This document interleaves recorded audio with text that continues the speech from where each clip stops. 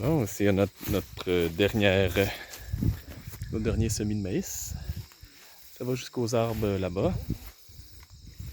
C'est quand même bien, là. Ils sont plus grands que moi. C'est vraiment agréable de marcher là-dedans. On voit qu'ils ont présentement des cheveux. On voit même la pollinisation qui se fait là. En haut va tomber sur les plants en bas. Puis chaque petit cheveu va devenir un grain de maïs. Fait que parfois il peut y avoir des insectes qui vont venir manger les cheveux. Ça c'est pas pratique parce que ça fait pas des beaux maïs. Ils peuvent pas être pollinisés s'ils se font bouffer avant. Ah, c'est tellement agréable de marcher là-dedans. Fait que ces plants-là ont été transplantés au bon stade.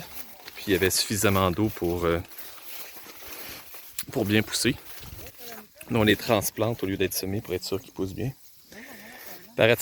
Comparativement à des plants qui ont été semés dans... On voit la différence de hauteur. Les autres, ils ont manqué d'eau. Les plants étaient plus vieux.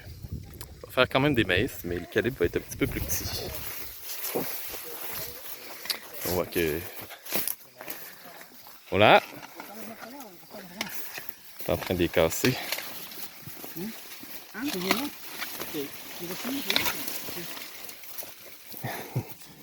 Bueno. Fait qu'ici, pendant la sécheresse, il a fallu venir mettre de l'eau à chaque plant parce qu'il n'y a pas d'irrigation.